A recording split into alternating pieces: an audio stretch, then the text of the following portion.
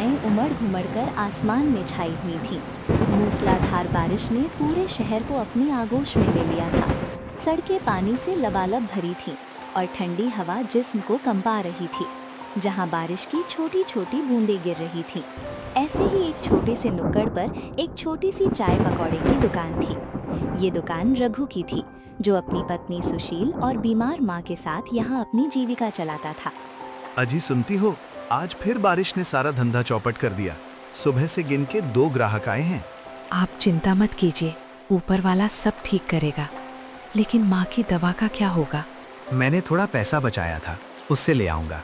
बस माँ का ध्यान रखना, उनकी तबीयत ठीक नहीं लग रही है। अरे तुम दोनों क्यों चिंता करते हो?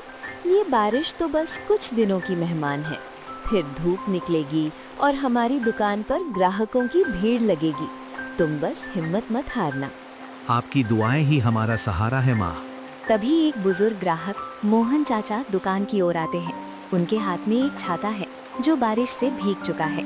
रघु, एक गर्मा गर्म चाय और 2 प्लेट पकोड़े देना। इस ठंडी में तुम्हारी चाय से बेहतर कुछ नहीं। नमस्कार मोहन चाचा, अभी लीजिए, मैं जल्दी से चाय और पकौड़े लगा देता हूँ। रघु, तुम्हारी माँ कैसी हैं इस मौसम में? उनका विशेष ध्यान रखना। इन मौसम में सर्दी जुकाम का डर बना रहता है। मैं ठीक हूँ बेटा, तुम अपना बताओ, इस बारिश में कहाँ से आ रहे हो? बस अपनी बिटिया से मिलने गया था। रास्ते में सोचा रघु की दुकान से चाय पकोड़े ले लूं। घर में सबको बहुत पसंद आते हैं। कुछ देर बाद एक युवा लड़की सीमा, जो कॉलेज जाती है, दुकान पर आती है। वो अक्सर रघु की दुकान पर चाय पीने आती है। रघु भैया, एक मसाला चाय और अदरक वाली।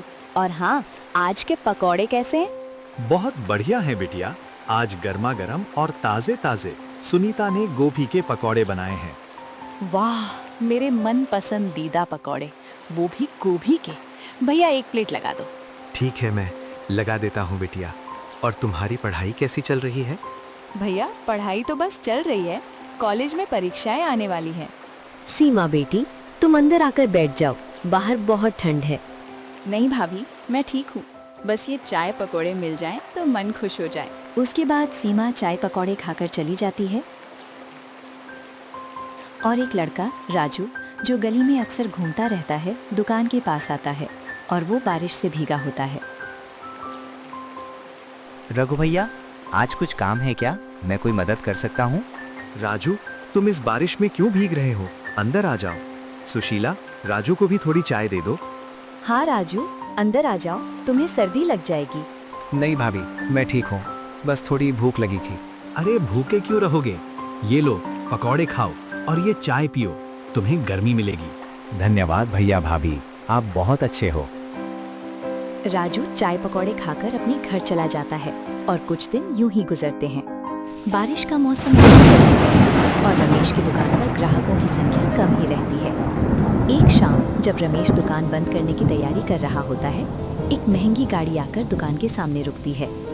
उसमें से एक हट्टा कट्टा आदमी बिल्डर शर्मा उतरता है। उसके साथ उसके 2 गुंडे भी होते हैं। ओए, ये तेरी दुकान है क्या? जी सेठ, ये मेरी दुकान है, बताइए क्या चाहिए? देख, ये पूरी जगह मुझे चाहिए। यहाँ मेरा बड़ा प्रोजेक्ट आने वाला है। एक शॉपिंग कॉम्प्लेक्स बनेगा। सेठ जी, ये मेरी पुश्तैनी दुकान है, मेरे पिताजी ने शुरू की थी, मैं इसे नहीं बेच सकता। पुश्तैनी? ये कोई हवेली नहीं है, ये सिर्फ एक झुग्गी है। मैंने तुम्हें एक अच्छा ऑफर दिया है, इसे ले लो और चुपचाप यहाँ से निकल जाओ। सेठ जी, यही हमारी रोजी रोटी है। मेरी माँ बीमार रहती हैं, इसी से उनका इलाज होता है। मैं इसे नहीं बेच सकता। तेरी माँ, तेरा इलाज, ये सब मुझे मत बता। मुझे ये जगह खाली चाहिए, नहीं तो अंजाम बुरा होगा। सेठ जी, आप ऐसा क्यों कर रहे हैं? हम गरीब लोग हैं, ये टपरी छोड़कर हम कहाँ जाएंगे? गरीब लोग ही हमारी तरक्की में रोड़ा बनते हैं। सुन ले, कल तक सोच ले, नहीं तो मुझे दूसरा तरीका अपनाना पड़ेगा। बिल्डर शर्मा और उसके गुंडे गाड़ी में बैठकर चले जाते हैं। रघु और सुशीला एक दूसरे को देखते हैं। उनके चेहरों पर चिंता साफ झलक रही होती है। ये क्या मुसीबत आ गई सुशीला हम पर? अब हम क्या करेंगे? मुझे भी बहुत डर लग रहा था, वो आदमी अच्छा नहीं लग रहा था। रघु बेटा, हिम्मत मत हारना। ये दुकान सिर्फ एक दुकान नहीं है, ये हमारा घर है।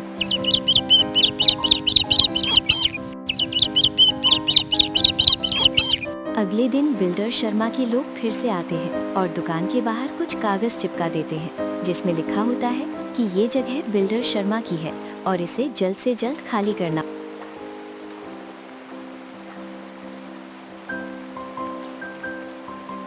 रघु, यहाँ पर इतना बड़ा ये बोर्ड किसने लगाया है? ये दुकान तो तुम्हारा है और इसमें लिखा है कि ये जगह बिल्डर शर्मा की है। मोहन चाचा, वो बिल्डर शर्मा है। वो हमारी दुकान जबरदस्ती छीनना चाहता है। तभी उसी समय बिल्डर शर्मा और उसके गुंडे आते हैं। अरे ओ चचा, तू अपना काम कर। यहाँ की जमीन अब सेठ जी की है। ये दुकान खाली करनी पड़ेगी। किस हक से ये दुकान खाली करने पड़ेगी? रघु यहाँ सालों से है। ये रघु की दुकान है और जमीन भी है। हक वक्त कुछ नहीं होता, जिसके पास पैसा होता है उसी का हक होता है। रघु की दुकान के बाहर भीड़ जमा हो जाती है। लोग बिल्डर शर्मा के गुंडों से बहस करने लगते हैं। आप लोग झगड़ा मत कीजिए, मैं बात करता हूँ। बात करने का समय निकल गया। ये नोटिस है, 2 दिन में दुकान खाली कर दो, नहीं तो हम खुद खाली करवा देंगे। गुंडे धमकी देकर चले जाते हैं। रघु गहरे सदमे में होता है। अब हम क्या करेंगे जी? कहाँ जाएंगे हम? बेटा, घबराना मत, हमारे साथ गलत नहीं होगा। मैं क्या करूं? मुझे कुछ समझ नहीं आ रहा। रघु, हम सब तुम्हारे साथ हैं। हम इस बिल्डर को जमीन नहीं छीनने देंगे। भैया, मैं भी आपकी मदद करूंगा। मैं उस बिल्डर के बारे में पता लगाऊंगा। वो कौन है, कहाँ से आया है। रघु को थोड़ी हिम्मत मिलती है। अगले कुछ दिनों तक बिल्डर शर्मा के लोग लगातार रघु को परेशान करते हैं, ग्राहकों को डराते हैं। इन सब के चलते दादी की तबीयत और भी खराब हो जाती है। रघु, माँ की हालत ठीक नहीं है, हमें उन्हें अस्पताल ले जाना चाहिए। मेरे पास पैसे कहाँ है सुशीला? दुकान भी नहीं चल रही। मुझे कुछ नहीं हुआ है बेटा, तुम चिंता मत करो, बस इस दुकान को बचा लो। एक शाम जब रघु दुकान पर अकेला होता है, बिल्डर शर्मा फिर से आता है। रघु, मैंने तुम्हें मौका दिया था, तुमने मेरी बात नहीं मानी। अब देख मैं क्या करता हूँ। सेठ जी, हाथ जोड़कर विनती है, हमारी रोजी रोटी मत छीनिए। रोजी रोटी? यहाँ एक बड़ा मॉल बनेगा जिसमें लाखों लोग काम करेंगे। तेरी इस छोटी सी दुकान से क्या होगा? ये जमीन मेरी है, मेरे कागजात हैं। ये जमीन हमारी है सेठ जी, हम सालों से यहाँ हैं। बिल्डर शर्मा ये कहकर चला जाता है। रमेश हताश होकर अपने घर पहुंचता है। सुशीला और दादी बिल्डर शर्मा की ये सब बात सुनकर रोने लगते हैं। अब क्या होगा रघु, हम कहाँ जाएंगे? नहीं माँ, आप ऐसा मत कहिए, मैं हार नहीं मानूंगा, मुझे कुछ करना होगा। आधी रात को रघु मोहन चाचा के घर जाता है। मोहन चाचा, मुझे आपकी मदद चाहिए। बिल्डर शर्मा कल सुबह मेरी दुकान तोड़ने आ रहा है। क्या इतनी हिम्मत? तुम बैठो रघु, बैठो, हम सब मिलकर सोचेंगे। मोहन चाचा के घर राजू भी आता है।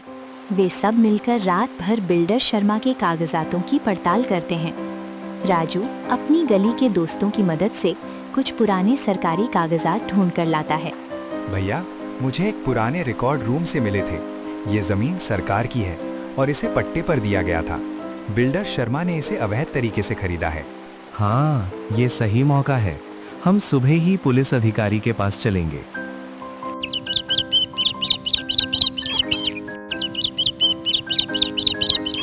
सुबह होते ही रघु, मोहन चाचा और राजू पुलिस स्टेशन पहुंचते हैं। वे सारे सबूत पुलिस अधिकारी को दिखाते हैं। साहब, वो हमारी दुकान तोड़ने वाला है, हमें बचा लीजिए।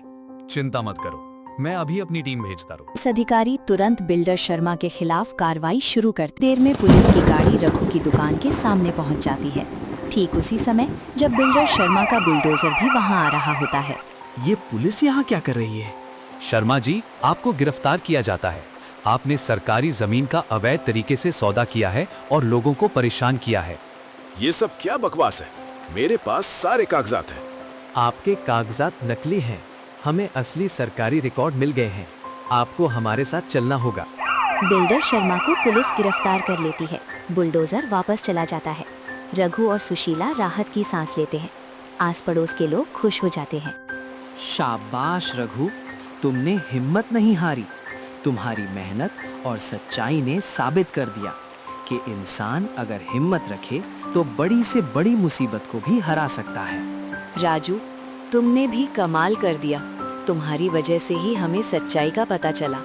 अगर तुम समय पर मदद नहीं करते तो शायद हम असली बात कभी जान ही नहीं पाते। बस भैया, मैंने तो वही किया जो मुझे सही लगा। मुसीबत में अपने लोगों की मदद करना हमारा फर्ज। कुछ दिनों बाद रघु की दुकान फिर से चल पड़ती है। अब ग्राहक पहले से भी ज्यादा आने लगे हैं, क्योंकि उन्होंने देखा था कि रघु ने मुश्किल समय में भी सच्चाई का साथ नहीं छोड़ा। रघु बेटा, मुझे तुम पर बहुत गर्व है। तुमने अपनी मेहनत और सच्चाई का दामन नहीं छोड़ा। मेरी सौगंध है बेटा, जिंदगी में चाहे कितनी भी मुश्किलें आए, कभी गलत रास्ते पर मत जाना। माँ, ये सब आपकी दुआओं और इन लोगों की मदद से हुआ है। मैं आपकी सौगंध खाकर कहता हूँ कि ईमानदारी और मेहनत का रास्ता कभी नहीं छोड़ूंगा। हम कभी नहीं भूलेंगे कि मोहन चाचा, सीमा और राजू ने हमारी कितनी मदद की। जिस वक्त हमें सहारे की जरूरत थी, आप सभी हमारे साथ खड़े रहे। अरे, इसमें धन्यवाद की क्या बात है? हम सब पड़ोसी हैं। मुसीबत में काम ना आए तो फिर पड़ोसी होने का क्या फायदा? हाँ रघु भैया, ये तो हमारा फर्ज था। हम सौगंध लेते हैं कि जरूरत के समय एक दूसरे का साथ कभी नहीं छोड़ेंगे। भैया, अब आपके पकौड़े और चाय का स्वाद और भी बढ़ गया है। इसमें तो जीत की खुशी भी घुली हुई है। रघु और सुशीला मुस्कुराते हैं। उनकी आंखों में खुशी के आंसू होते हैं।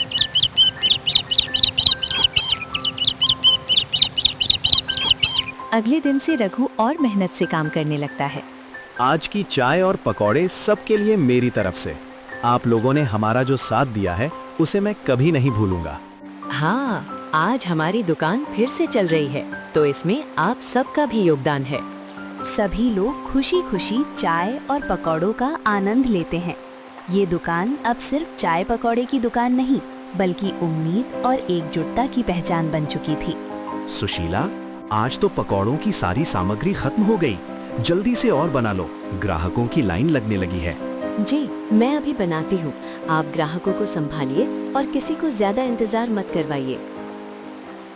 देखो बेटा, मैंने कहा था ना, बुरे दिन हमेशा नहीं रहते। एक दिन धूप जरूर निकलती है। ये सब तुम्हारी मेहनत का फल है। आपकी दुआएं हैं माँ। मैं वादा करता हूँ कि जिंदगी में चाहे कितनी भी तरक्की कर लो, अपने मुश्किल दिनों और अपने साथ खड़े रहने वालों को कभी नहीं भूलूंगा। मोहन चाचा, सीमा और राजू अब सिर्फ ग्राहक नहीं, बल्कि रघु के परिवार का हिस्सा बन चुके थे। रघु, आज की चाय का स्वाद कुछ अलग है। इसमें जीत की खुशी घुली हुई है। तुम्हारी दुकान को फिर से आबाद देखकर बहुत खुशी होती है। हाँ भैया, अब आपके पकोड़े पहले से भी ज्यादा स्वादिष्ट लगते हैं। भैया, अब तो मुझे भी चाय बनाना सिखा दो। मैं आपकी मदद करना चाहता हूँ। क्यों नहीं राजू, तुम तो हमारे छोटे भाई जैसे हो। तुम्हें चाय और पकौड़े दोनों बनाना सिखाऊंगा। बस याद रखना, काम छोटा या बड़ा नहीं होता, उसे ईमानदारी से करना बड़ी बात है। इस तरह एक छोटी सी चाय की दुकान, जो कभी मुसीबतों के साये में थी, अब आशा और प्रेरणा का प्रतीक बन गई। ये कहानी हमें सिखाती है कि सच्चाई, मेहनत और एकता के साथ बड़ी से बड़ी चुनौती का सामना किया जा सकता है। बारिश धीरे धीरे हो रही थी। आज मौसम कितना सुहाना है। चाय, गरम पकौड़े और अपनों का साथ। इससे ज्यादा खुशी की बात और क्या होगी? हाँ, अब कोई चिंता नहीं है। मुश्किल दिनों ने हमें सिखा दिया कि परिवार और अपने लोग साथ हों तो कोई परेशानी बड़ी नहीं होती। हमेशा इसी तरह सच्चाई के रास्ते पर चलते रहना बेटा। माँ, आपकी सौगंध है, मैं जिंदगी भर मेहनत और ईमानदारी का साथ। खुशी और शांति के साथ रघु और उसके परिवार की कहानी एक सुंदर और प्रेरणादायक अंत पर पहुंचती है। उनकी छोटी सी दुकान अब सच्चाई, मेहनत, दोस्ती और एकता की मिसाल बन चुकी थी।